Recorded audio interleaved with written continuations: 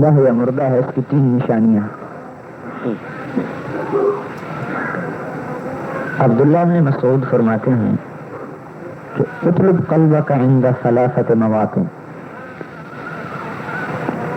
3 جگہ پر اپنے دل کا امتحان لو،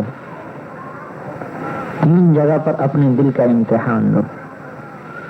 اور میرے بھائیوں، حشر میں جو فیصلہ ہوگا اس دل کی زندگی اور موت پر ہوگا، یاد رکھیں۔ فرمایا 3 جگہوں پہ دل کو تلاش کرو۔ عند سماع القرآن، قرآن کو جب تم سنو، پڑھتے ہوئے سنو یا کسی سے سنو، آدمی قرآن پڑھتا ہے تو سنتا ہے نا، کسی سے سنتا ہے۔ یہاں دیکھو، اپنے دل کو ٹٹولو، قرآن پڑھ رہا ہے، دل لگ رہا ہے یا دل گھبرا رہا ہے؟ فی مجالس الذکر، جہاں اللہ کی بات ہو رہی ہو وہاں دل کو دیکھو، دل لگتا ہے یا نہیں لگتا۔ وفی اوقات الخلوہ، جب تم تنہائی میں ہو تو دیکھو اللہ کی محبت میں اور آخرت کی غور و فکر میں چلتا ہے یا دل دنیا کے اور دنیا کے وساوس کا شکار ہوتا ہے۔ اگر ان 3 جگہوں میں دل نہیں لگ رہا، اگر ان 3 جگہوں میں دل نہیں لگ رہا، فصل اللہ ان یمن علیک بقلب فانہ لا قلب لک، تو اللہ سے دعا کر، یا اللہ مجھے دل عطا فرما، اس لیے کہ تیرا دل مر چکا ہے۔ اب کوئی حکومت زبردستی اس سے دین کا کام اور اس کو دین پہ کھڑا نہیں کر سکتی، یہ مرا ہوا ہے، نظر آتا ہے۔ اور کیا ہے؟ قرآن پاک کی آیت ذہن سے نکل گئی کہ لا تعمى الابصار ولكن تعمى القلوب التي في الصدور، ان کی آنکھیں اندھی نہیں ہیں، ان کے دل اندھے ہیں، یہ نہیں دیکھ سکتے۔ اب دل اندھا ہو چکا ہے، اب اسے کوئی نہیں دکھا سکتا۔ جب دل میں نور آئے گا پھر یہ دیکھ سکے گا، ویسے نہیں دیکھ سکتا۔ اب قرآن پڑھتے ہوئے سوچے بھائی، مجھے جو خیال آتا ہے کہ اگر میں چائے نہ پیوں تو میرے سر میں درد ہوتا ہے، یعنی چائے کی طلب مجھے محسوس ہوتی، اور اگر قرآن پاک کی تلاوت کسی دن چھوٹ جائے تو کبھی پرواہ ہی نہیں ہوتی کہ آج قرآن پاک نہیں پڑھا۔ نسوار والا منہ میں نسوار نہ رکھے تو بے چین ہوتا ہے، قرآن نہ پڑھے تو اسے احساس ہی نہیں ہوتا۔ تم غلط ہے یا سچ ہے؟ تم میں سے بہت سے نسوار منہ میں رکھتے ہوں گے۔ سگریٹ والا سگریٹ نہ پیے تو بے چین ہوتا ہے، قرآن پاک کی اتنی کی طلب آج ہمارے اندر نہیں۔ میں غلط کہہ رہا ہوں یا صحیح کہہ رہا ہوں؟ میں نے تو آپ کو پہلے اپنا بتا دی کہ صبح چائے نہ پیئے تو سارا دن سر میں درد ہے۔ کیا ہوا مولوی صاحب؟ اجی چائے نہیں ملی۔ لیکن مولوی صاحب اگر قرآن شریف کا سپارہ ایک دن نہ پڑھے تو اس کو پرواہ نہیں کہ آج میری تلاوت چھوٹ گئی۔ اللہ کی قسم کھا کے کہہ رہا ہوں، میں ایسے کوئی تواضع نہیں کہہ رہا، حقیقت۔ تو مطلب ہوا کہ ہمیں قرآن کی طلب ایک چائے کی پیالی کے برابر بھی نہیں ہے نا۔ اور تو اور چائے پی لے، مطلب کی نہ ملے تو بھی کہتا چائے نہیں پی آج بھائی، اور بناؤ، میرے مطلب کی نہیں۔ اور قرآن پاک کی تلاوت چھوٹ جائے، احساس ہی کوئی نہیں۔ تو معلوم ہوا کہ ہمارا دل قرآن میں نہیں لگتا۔ جن کا دل قرآن میں لگتا تھا، حضرت عثمان رضی اللہ تعالیٰ عنہ وتر کی 1 رکعت میں عشاء کے بعد کھڑے ہوتے، اللہ اکبر، الف لام سے شروع کر کے والناس پہ رکوع کرتے تھے۔ پورا قرآن 1 رکعت میں پڑھا جا رہا ہے۔ کیا مطلب؟ دل زندہ ہے۔ اور ہمیں تو صبح کی نماز پڑھنی مشکل ہوتی ہے بھائی، مولوی صاحب جو ہے نا رکعت لمبی کر دیتا ہے کہ نہیں، مشکل ہو جاتا۔ خود میرا ہی حال ہے۔ تو معلوم ہوا کہ ہمارے دل مر چکے ہیں، دل زندہ نہیں ہے۔ اور حضور صلی اللہ علیہ وسلم نے عبداللہ بن مسعود سے کہا، عبداللہ مجھے قرآن سناؤ۔ انہوں نے کہا اقرأ علیک وعلیک انزل، میں آپ کو سناؤں حالانکہ آپ پر تو نازل ہوا ہے. کہ نہیں میرا جی چاہتا ہے میں قرآن سنوں. آپ حضرت عبداللہ نے پڑھنا شروع کیا، آپ سننے بیٹھے. جب فَكَيْفَ إِذَا جِئْنَا مِنْ كُلِّ أُمَّةٍ بِشَهِيدٍ وَجِئْنَا بِكَ عَلَى هَؤُلَاءِ شَهِيدًا. یہاں پر جب آپ پہنچے حضرت عبداللہ آنکھ اٹھا کے دیکھا تو آپ کی آنکھوں سے آنسو جاری تھے، رو رہے تھے آپ. یعنی کہ بس بس بس بس. تو ہمارے دل قرآن میں لگتے نہیں.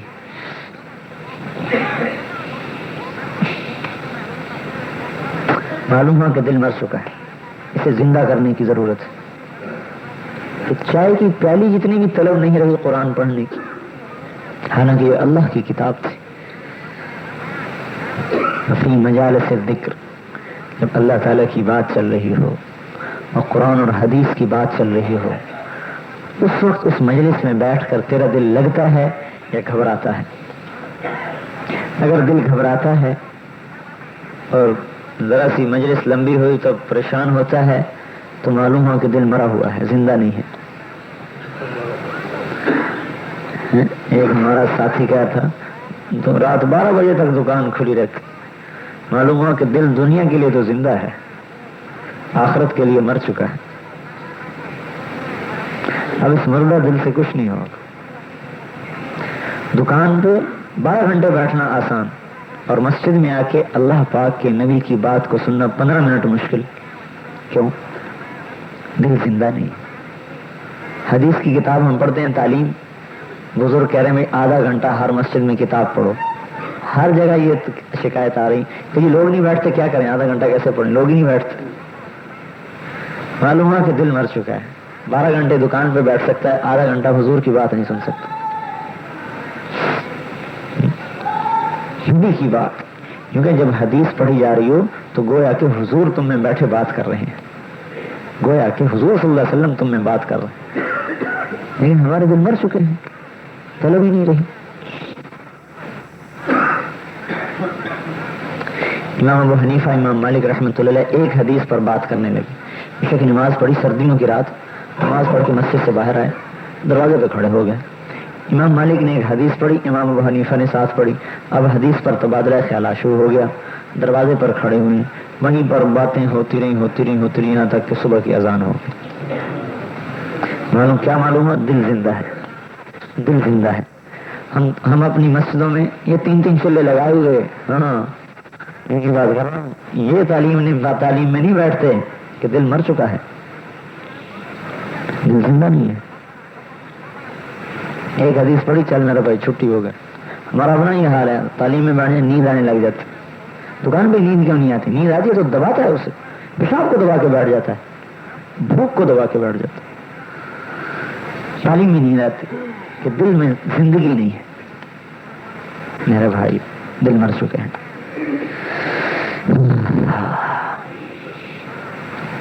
ایک حدیث کے لیے ہزاروں میل کا سفر کیا صحابہ اور تابعین نے، ایک حدیث کے لیے. اور بتاؤں، ایک آدمی آیا ایک محدث کے پاس کہ حضور مجھے فلاں حدیث چاہیے، آپ سنا دیجیے. حدیث سنی ہوئی ہے، یہ نہیں کہ حدیث معلوم نہیں، حدیث سنی ہے، لیکن اس سے سننا چاہتا ہے جس نے براہ راست تابعی سے سنی ہے، اور اس نے حضور سے، صحابہ سے، اس نے حضور سے سنی. یہ طلب ہے کہ میں اس منہ سے سنوں جس منہ نے تابعی سے سنا. یہ ہے، لیکن حدیث معلوم ہے، صرف اس سے سننا چاہتے ہیں. ان کا بھائی میں تو مفت میں نہیں دیا کرتا، حدیث صرف ایک ہے اور بڑی زبردست حدیث، اس لیے ہم بھی آپ کو مفت میں نہیں سناتے. ہاں. اس نے کہا جی پھر کیا قیمت ہے؟ ان کا 1 سال روزے رکھو پھر سناؤں گا. 1 سال روزے رکھو پھر سناؤں گا. بہت وہیں بیٹھ گئے، 1 سال پورے روزے رکھے. پھر آئے جی اب تو سنا دو. ساری حدیث سنائے، نہیں سنتا ہے. ہمیں آدھا گھنٹہ تعلیم میں نہیں بیٹھا جاتا، وہ 1 سال ایک حدیث کی خاطر 1 سال روزے رکھتا ہے. فی اوقات الخلوہ، تنہائی میں، اکیلے میں اللہ کو چلتا ہے مخلوق کو چلتا ہے، دل میں کیا منصوبے اترتے ہیں. اب یہاں پتہ چلے گا کہ دل مردہ ہے یا زندہ ہے. بیٹھا ہوا ہے تاجر کو دکان کا دھندا، اور نوجوان کو کوئی اپنے دھندے، تصورات، تخیلات، اور اللہ کی طرف کو طبیعت راغب نہیں ہو رہی. یہ دل کی موت کی علامت. ابو ریحانہ گھر میں آئے، سفر سے واپس آئے، بیوی کو دیکھا، بیوی انتظار میں بیٹھی تھی. 2 رکعت کی نیت باندھ کے کھڑے ہو گئے. خلوت 2 رکعت کی نیت باندھ کے کھڑے ہو گئے. 2 رکعت کو شروع کی، فجر کی اذان ہو گئی. جب مسجد کو جانے لگے تو بیوی کہنے لگی ابو ریحانہ تو نے زیادتی کی. کیا؟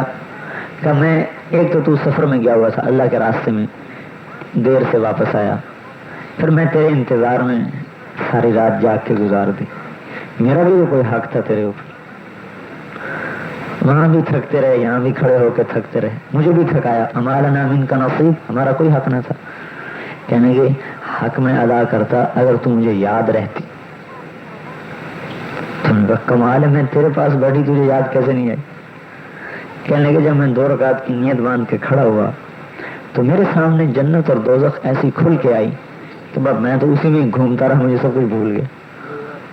اب یہ خلوت ہے، دل اللہ کو چل رہا ہے. معلوم ہوا کہ دل زندہ ہے، مرا ہوا نہیں. دل زندہ ہے. صلۃ بن اشیم العدوی رحمۃ اللہ علیہ کی شادی ہوئی. شادی کی پہلی رات حمام میں غسل کیا، پھر شادی کے کمرے میں داخل ہوئے. دیکھ کر بیوی کو بھی دیکھا، اللہ اکبر، نیت باندھ کے کھڑے ہو گئے. بیوی نے دیکھا تو اس نے بھی اللہ اکبر، نیت باندھ کے کھڑے ہو گئے. دونوں میاں بیوی شادی کی پہلی رات ساری رات نفل پڑھنے میں گزار دی. صبح ہوئی، بھائی نے حال احوال پوچھا، انہوں نے بتایا کہ اللہ کے بندے تو بھی عجیب بے وقوف آدمی. ارے تیری شادی کس لیے کی تھی؟ اس لیے کی تھی کہ ساری رات نفل پڑھتا رہا، اس کو بھی پڑھوا. انہوں نے کہا بات یہ ہے تم نے مجھے صبح حمام میں نہلایا تو اس کے گرم پانی کو دیکھ کر مجھے دوزخ کا گرم پانی یاد آیا. پھر تو نے مجھے شادی کے کمرے میں داخل کیا تو شادی کے کمرے کی سجاوٹ کو دیکھ کر مجھے جنت یاد آ گئی. تو میرا بیوی سے دل ہٹ گیا. میں نے کہا چل رب کو یاد کر. دل زندہ ہے. حضرت عائشہ فرماتی ہیں کہ حضور میرے پاس آ کر لیٹے، میرے لحاف میں لیٹ گئے. پھر ارے چھوڑ عائشہ، میں تو اپنے رب کو یاد کروں. اور چل میرا بھائی اللہ اکبر کی جو نیت باندھی، صبح تک روتے روتے روتے روتے روتے گزارتے. زندہ دل ہے. بھائی ہمارے دل مر گئے، ان دلوں کو کیسے زندہ کریں؟ اس کے لیے نبی آئے، انبیاء آئے اور رسول پاک صلی اللہ علیہ وسلم آئے. جسم کی زندگانی کے لیے ہمارے کاروبار چل رہے ہیں، کپڑے گرمی کے سردی کے، کھانے گرمی کے سردی کے، چائے کے قہوے کے نظام چل رہے ہیں کہ جسم زندہ رہے. دل زندہ رہنے کے لیے ان چیزوں کی ضرورت نہیں ہے. یہ تو جسم کو باقی رکھتے ہیں.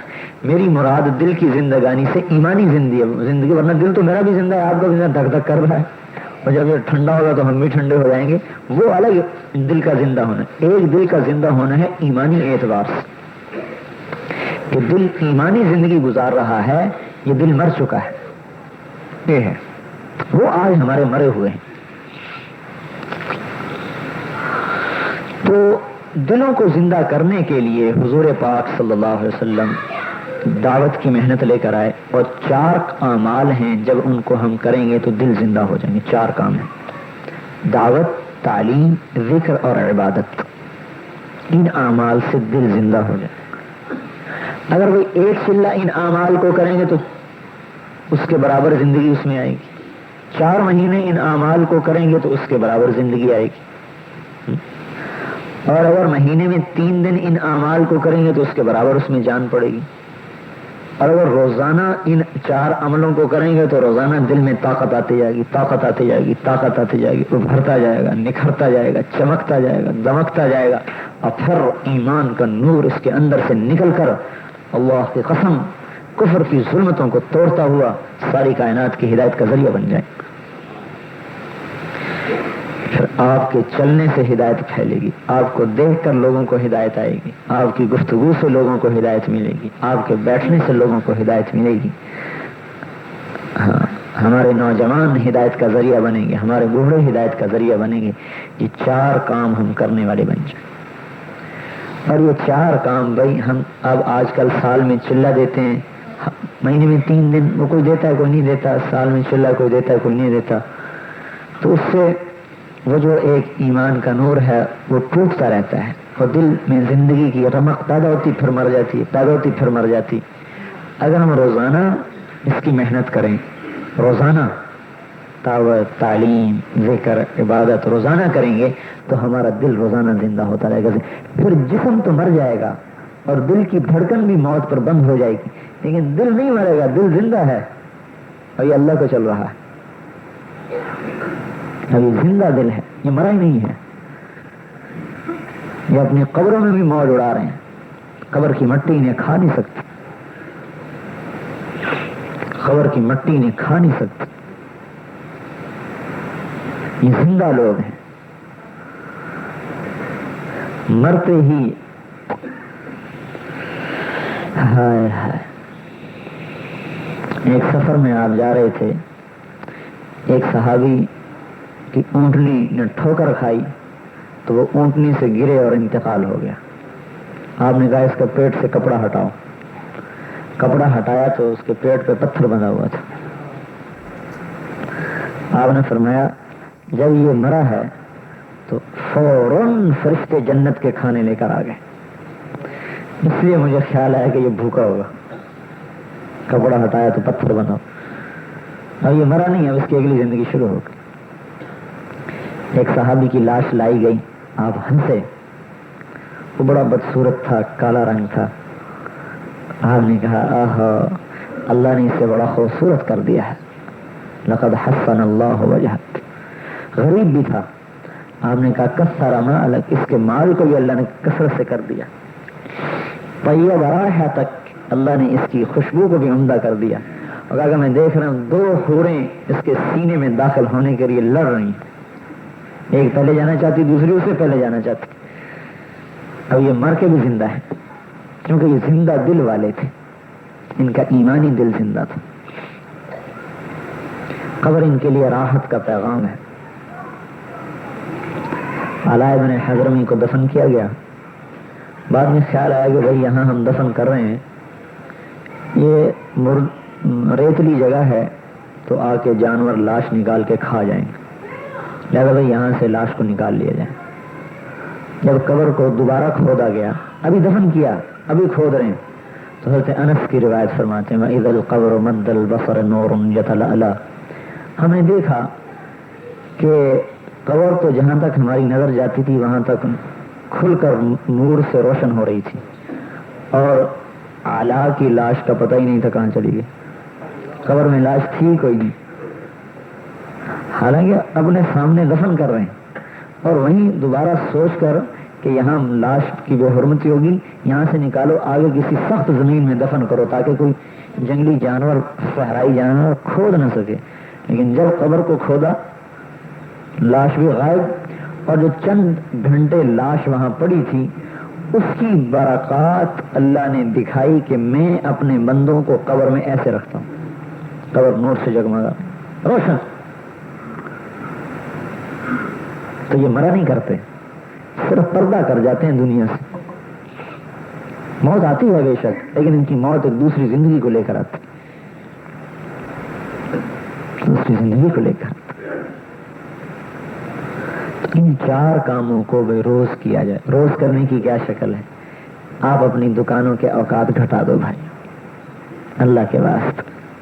مسلمان کے لیے حرام ہے، حرام کہ سارا دن کمائی کرے، حرام ہے۔ اس لیے حرام ہے کہ آخرت میں تو رہنا ہے کروڑوں برس، اور دنیا میں رہنا ہے 60-70 برس، 50 برس، 40 برس۔ 60-70 برس کے لیے 12 گھنٹے 18 گھنٹے کمائی، اور کروڑوں برس کے لیے 2 گھنٹے بھی نہیں نکال سکتا میں دن میں۔ کتنی حماقت کی بات ہے۔ ایک اللہ کا دیدار 8 لاکھ سال کا ہے، ایک اللہ کا دیدار، لاکھوں برس کا ایک دیدار، یوں دیکھ رہے ہیں، ایک دیدار،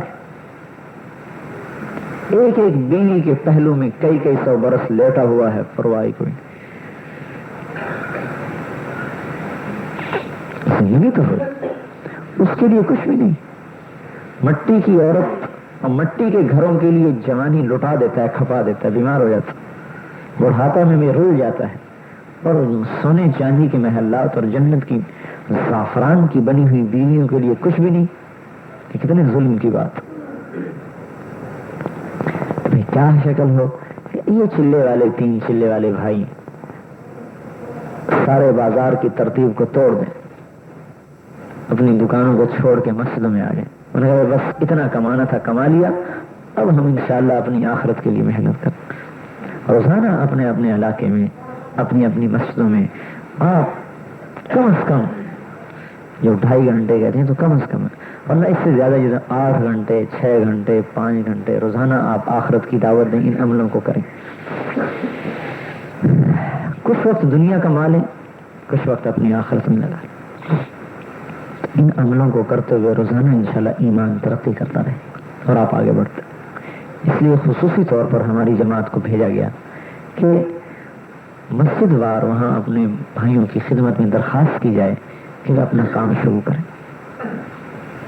تاکہ ایمان دن بدن ترقی پکڑے، دنیا کی رغبتی ہو، آخرت کا شوق ہو، جنت کا شوق. تو بھائی کیا خیال ہے، پھر کچھ کریں گے آپ؟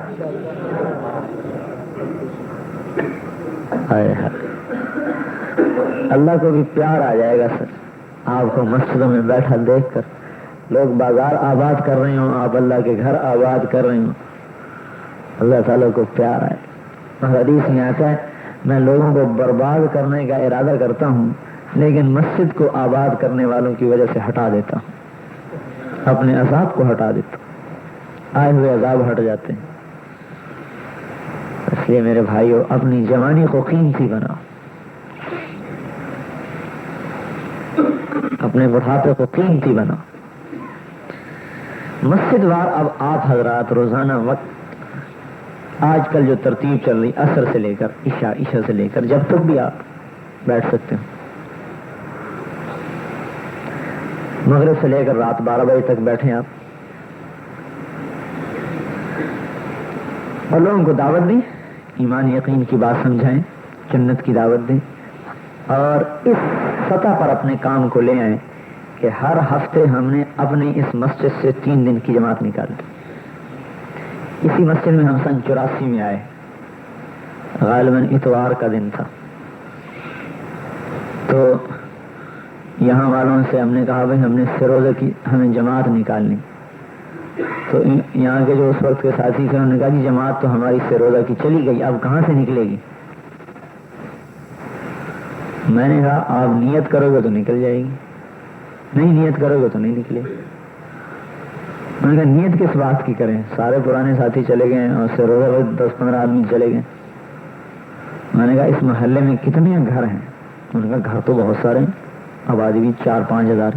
میں نے کہا 15 آدمیوں کے جانے کے بعد اللہ تعالیٰ اتنا عاجز ہے بھائی ہمیں 10-15 اور نہیں دے سکتا؟ آپ نیت تو کریں. تو ان کی منت خوشامد کر کے تھوڑی سی نکلو حرکت کی، شام کو 15 لڑکے پھر تیار ہو گئے سروزے کی. یعنی 3 دن میں 2 جماعتیں بن گئی سروزے کی. جمعے کو نکلی، اتوار کو ہم آئے. اب وہ سارے نوجوان، ان میں کسی نے وقت نہیں لگایا ہوا تھا. ایک یہ کمر بیٹھا ہوا ہے، کدھر ہے؟ اس کو ڈھونڈ ڈھانڈ کے لائے بھائی تو امیر بن جا، اس نے چلا لگا. اس کی بڑی منتیں کی بھائی یہ تو غروب ہی ہو گیا، جیسے چاند غروب ہوتا ہے، یہ تو مانا نہیں. پھر یہ مظہر ہے ایک لڑکا، اس نے پہلے سے روزہ لگا ہوا تھا، اسی کو ہم نے کہا بھائی تو امیر بن جا، چلا جا.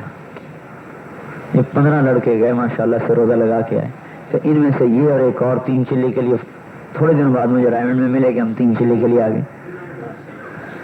اب استعداد تو ہے، جب 3 دن میں 2 جماعتیں نکل سکتی ہیں سے روزے کی، تو آپ ہر ہفتے 1 جماعت نکال سکتے ہیں اگر آپ نیت کریں تو. کہ نہیں نکال سکتے؟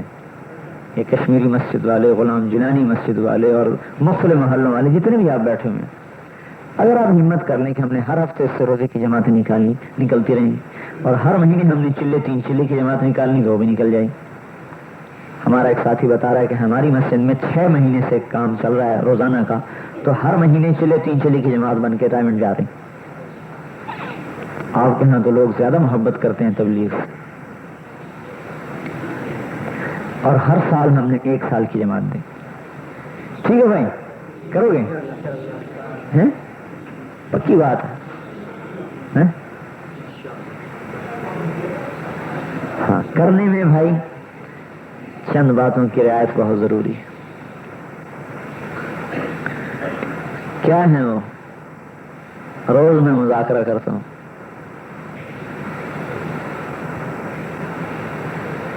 ایک تو بھائی کیا کرنا ہے؟ تانا مت دیا کرو کسی کو. کسی کو یوں نہ کہا کرو بھائی تو نے یہ کیوں کیا اور تو کام کیوں نہیں کرتا. تانا نہیں دینا چاہیے. داعی تانا نہیں دیا کرتا، وہ بھارا کرتا ہے، ترغیب دیتا ہے. دوسری بات کیا ہے بھائی؟ کسی کی غیبت مت کرو، خاص طور پر اپنے تبلیغ والے ساتھیوں کی غیبت نہ کرو. کسی مسلمان کی بھی غیبت کرنا حرام ہے، اپنے ساتھیوں کی غیبت تو اور بھی زیادہ بری بات. اور تیسری، عیب مت تلاش کرو. برائیاں دیکھنے والا جو ہوتا ہے، اللہ اپنی غیرت کی قسم کھاتے ہیں کہ میں تجھے بھی ایسا برا بنا دوں گا. دیکھو جی یہ یوں کرتے ہیں، یوں کرتے ہیں، یوں کرتے ہیں، سمجھ جا اب تو بھی ایسا کرنے والا ہے. ہاں، اب تو بھی ایسا کرنے والا ہے. جب کہہ دیا نا کہ یہ یوں کرتے ہیں، یہ یوں کرتے ہیں، اب اللہ قسم کھاتا ہے کہ تجھے بھی مرنے سے پہلے ایسا کرواؤں گا. اللہ قسم کھاتا. بھائی اپنے عیب ہمارے لیے کافی ہے، اپنے عیب دیکھتے ہیں. کسی کی اصلاح کی نیت نہ کرو کہ ہم نے اس کی اصلاح کرنی، اپنی اصلاح کی نیت، بس مجھے اپنے آپ کو ٹھیک کرنا. اور بھائی مشورے سے چلو، من مانی نہ کرو، اپنی طبیعت پر نہ چلے، اپنی رائے پر نہ چلو. سارے ساتھی جوڑ کر محبت سے، پیار سے، اتفاق کے رائے سے چلے، اپنی طبیعت پہ نہ چلے.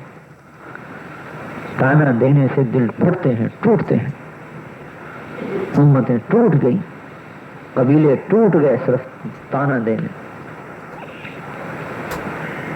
اس سے بچنے کی بڑی ضرورت ہے. ہم بھائی کسی مسلمان کے کسی بھی چیز پر اسے اعتراض اور طعنے کی شکل پیدا نہیں کریں گے. لا تنابزوا بالالقاب، لا تجسسوا، عیب مت تلاش کرو. ولا یغتب بعضکم بعضا، ایک دوسرے کی غیبت نہ کرو. ایسا جیسے مردار کا گوشت کھانا. اور اپنی طبیعت پر مت چلے. ایک دوسرے سے جڑ کر محبت سے، پیار سے. یہ چیزیں انشاءاللہ ہمارے دلوں کو جوڑتی چلی جائیں. یہ نہیں ہوگی تو دل جڑتے چلے جائیں. یہ پیدا ہو جائیں گی تو دل پھٹتے چلے جائیں. سارے ایسا کرنے والے ہوں، آپ کو مجھے نہیں کرنا، بس مجھے نہیں سننا، کسی اور کو سناؤ. کسی کے عیب نہ کسی کو بتاؤ، نہ اپنے امیر کو بتاؤ، نہ اپنے کسی مشورے والے بزرگوں کو بتاؤ. آج کل اتنی استعداد کسی میں نہیں کہ کسی کے عیب سن کر بھی اس سے محبت کر سکے. ہاں، اور بھائی میں ڈر کے کہتا ہوں، جو آدمی اپنے ساتھیوں کے عیب اپنے بڑوں کو بتانے شروع کر دیتا ہے، وہ محروم ہو جاتا ہے. اسے دھکا ایسا لگتا ہے کہ وہ پھر وہ سنبھلتا ہی نہیں. مولانا سعید خان صاحب نے مجھے فرمایا، کسی کی کمی کوتاہی کسی کو مت بتاؤ. کہیں تم یوں سمجھو کہ کام کا نقصان ہو رہا ہے میں جا کے بتاؤں. کام کا نقصان، اللہ حفیظ ہے اس کام کا. کسی کی کمی کوتاہی نہ کسی کو بتاؤ، نہ اس کی تشہیر کرو. اندر ہی پی جاؤ، اس اللہ سے مانگو، یا اللہ میرے بھائی کی اس کمی کو دور کر دو. اس لیے کہ حدیث میں آتا ہے، حضور پاک فرما رہے ہیں کہ مجھے کسی کا عیب نہ بتا. ہو سکتا ہے میرے دل میں اس کی طرف سے کچھ آ جائے. تو بتاؤ جب حضور ہی فرما رہے ہیں تو آج ہم میں کون ایسا بزرگ ہے جو اس کی استعداد رکھتا؟ تو کسی کی آخرت کا نقصان نہ ہو جائے. اس سے محبت کریں، پی جائیں تو الحمدللہ بھائی اس سے بڑا نفع ہوگا انشاءاللہ. درد اندر میں پیدا ہوگا.